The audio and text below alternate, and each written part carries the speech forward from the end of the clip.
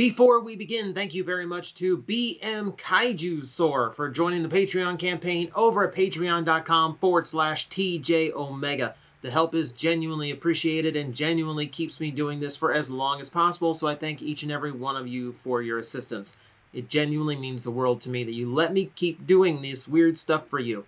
And now, we're going to do something very weird for this channel because we haven't talked normal Power Rangers in a long time. So, along with a permanent name in the credits of every video, all my top patrons get to make any request they want of me. So, in this case, someone asked that I talk about the brand new T-Rex Champion Zord from Power Rangers Dino Fury. I haven't bought normal Power Rangers in a long time, and when I do, it's to appeal to my personal nostalgia, not to get what is currently airing on TV. That has not happened in a very long time.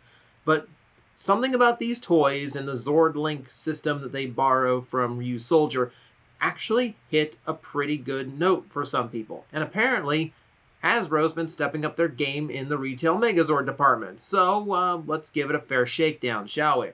Now, for this video, you see, like, I'm still trying new things here and there. So we're doing picture-in-picture for this, like the sit-down videos.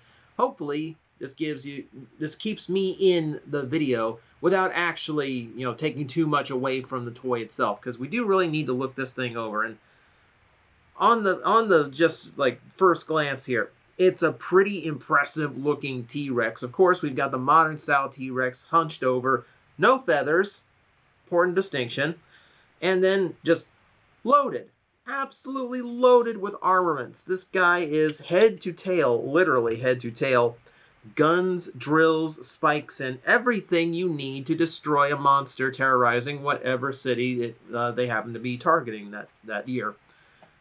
It is actually a really impressive Zord. Now, the harder we look at it, yes, some little things start getting your attention, like the fact that he's just got robot mode arms sticking out the back. I think the fact that these are solid black actually helps hide the fact that they're just his arms, just like stuck out behind him. Unfortunately, I think they should have. For me, they could have done a little bit more. Since all the weapons sticking out of him are this gray, I really would have liked to see these guns also be gray. Just so I could tell, just to have a couple more guns pointed forward, because this thing is just loaded for bear as it is. But, you could go a little bit further. Yeah, but really impressive look. I do really like the heavy sculpting to here. There's not a whole lot of paint to talk about on the figure. A lot of the parts are molded plastic coloring. Like, a lot of these gray sections are just additional pieces of plastic that have been added in, which generally I prefer. That holds up better than paint, though it doesn't quite have the same shine and look that paint does. Well, they keep that pretty sporadic across this toy. But what we do have, I do really like.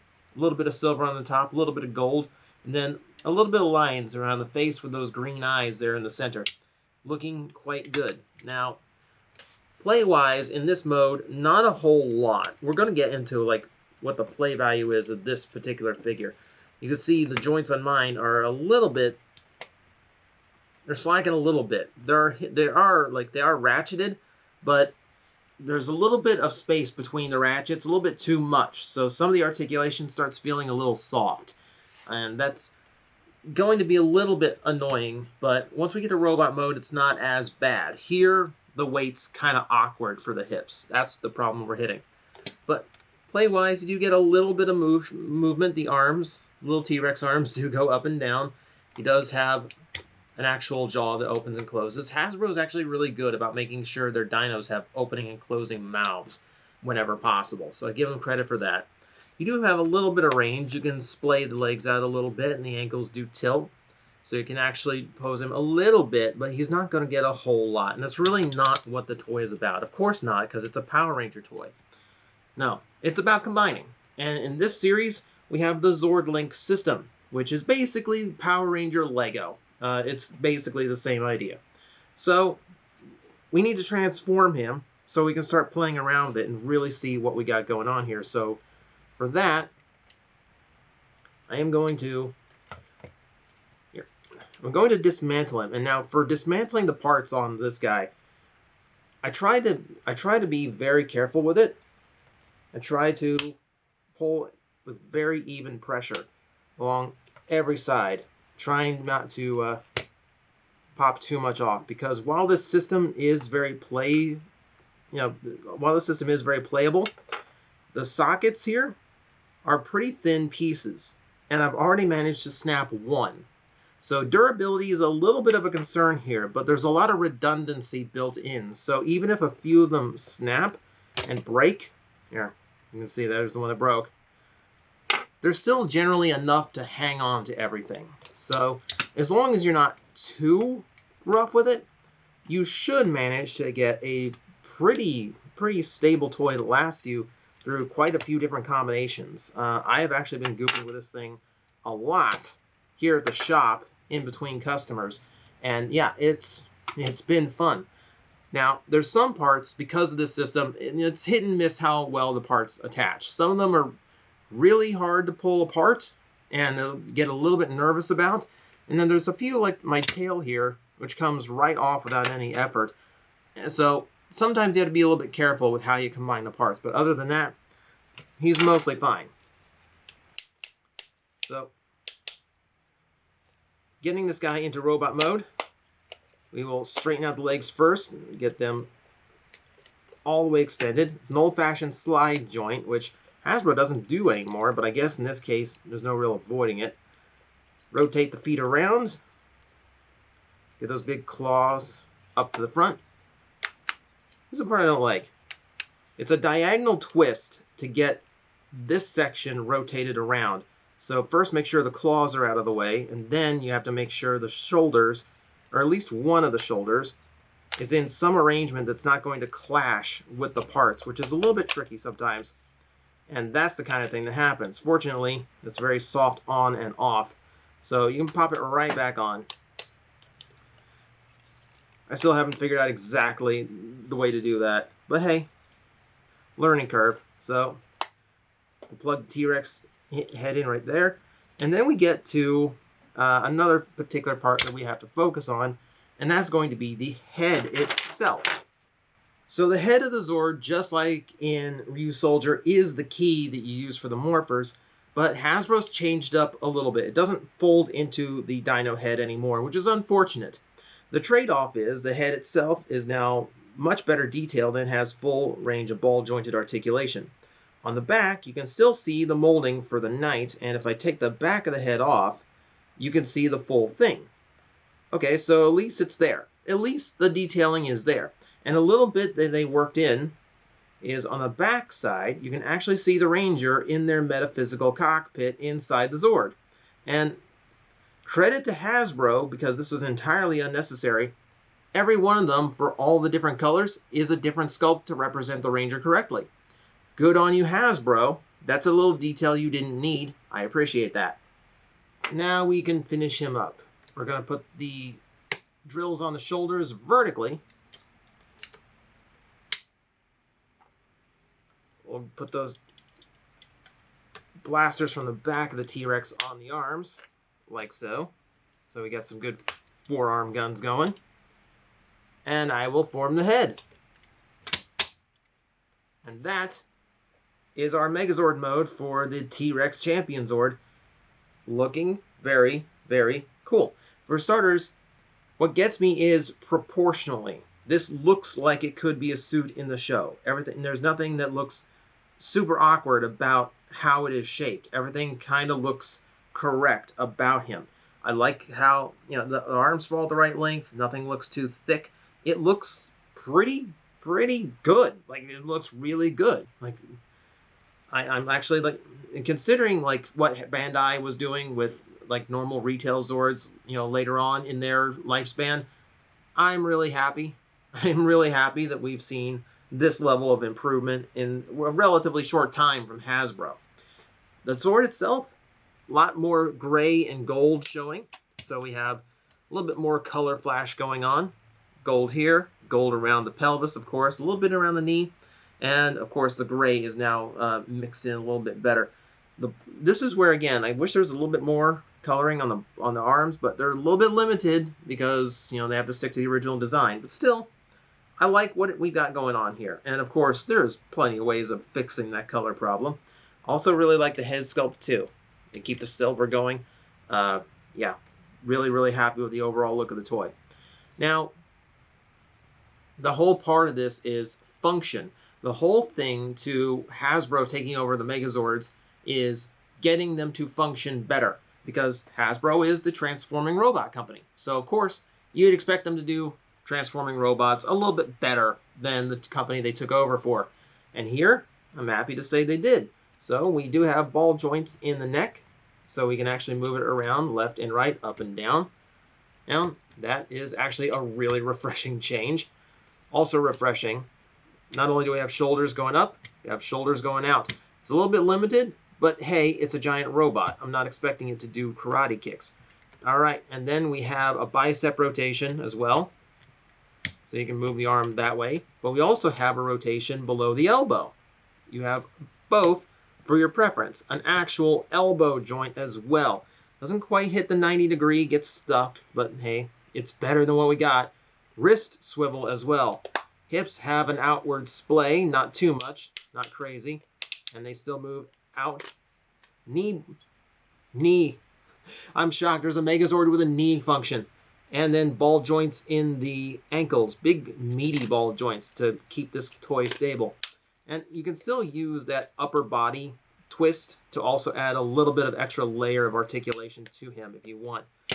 And what you're left with is, well, you're left with a really posable Megazord if I don't pop his parts off. There we go. Which means you get a lot more function than we used to out of these. I love that. Of course, I absolutely love that. I was one of those that was screaming at Bandai during the Legacy run. We don't want die-cast in the Megazords. We want articulation. That's all we were asking for. Hasbro delivers. Hasbro delivers. So, now we've seen like what he can do based on, you know, previous Megazords. Let's see those improvements. We're going to look at the actual function of this, which is the Zordlink system. Unfortunately, you do get enough parts to play around with that system a little bit. So, for instance, you know, let's say I don't want horizontal shoulders. Let's say I actually want some outward positionings. Well, I can do that too. That's easy enough to do. You know, let's say I want a better or like a bigger drill weapon. Well, we can do that too. So, if I can pop forearms off here, combine those like so. We'll put the drill here and then mount the whole thing back onto the forearm. Oh. Assuming I don't pop it off in the process. And now he gets a really big drill weapon. Fun, you know? So you get enough parts to do just a little bit here. The biggest part, of course, is going to be the tail, which does have a spot to mount on the back, just to keep it out of the way and keep the toy together. But you also have plenty of ports here, and then extra pegs up top. And you're going to find those all over the toy. Side of the leg, knee, top of the shoulder. Here's some toward the back as well. I shouldn't have to tell you why the nubs on the groin section aren't pegs and you can't connect anything to them. I shouldn't have to tell you why they didn't do that. Remember, it's a children's toy. But this does mean you can customize him however you want. Come up with all your own fun little combinations.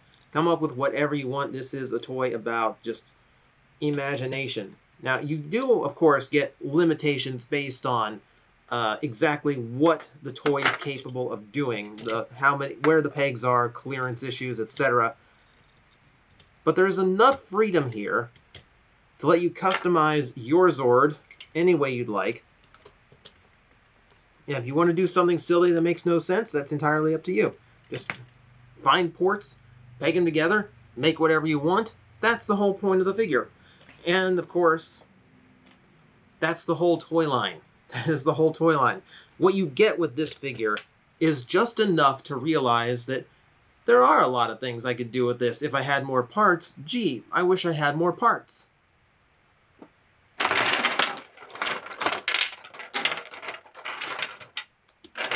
more parts are provided. So I will fully admit, I got one of those for Christmas, and then I bought the other set myself because I was just having so much fun coming up with different combinations and seeing exactly how the Zord builder system, the Zordlink system, could actually be utilized to create whatever look I wanted. How many can I fit at once? How many, can I find a pot? How can I find a spot for every single part? How big of a weapon can I make? All of these things going through my head, and all of it was just like, what more can I do? There's a lot of playability here, a lot of playability, and there's still more to come. We know the Plesio is coming out. We also know, no, not the Plesio. What I can't remember the. I haven't followed Power Rangers in a long time. I'm behind on my Super Sentai. Give me a break. But the next big Zord's on the way. I can't wait to see what all I can do with that. Hopefully all the other little Zords come out as well, because I could really use more play value. And keep in mind, it's not just about combining things onto the main Zord. It's also about just combining the individual Zords together. You can make some pretty gnarly looking dinosaurs, or just some like super beasts, like, like make your own Indominus Rex thing, like do your own, do your own, Frankensteining of whatever you want. That's the point of this toy line, and that is what makes it so good. Like I said, my only real concern with it is the fact that these little sockets are a little bit too thin for my taste, and it is possible to go a little bit too far, and sometimes they can break if you're not too careful. But to be fair, I've only had one break on me so far. Oh, and we'll just get this out of the way. You do get, for whatever reason, you do get a gray cod piece for, a green cod piece for him. I don't know why that was included in him and not with the actual green Zord, but hey, it's a little bit of extra detail you get, just so you know all the parts that he comes with. But, I kind of like him sans cod piece. Please don't take that out of context. So that is a look at the T-Rex Champion Zord. For someone who hasn't bought a mainline Power Ranger toy in...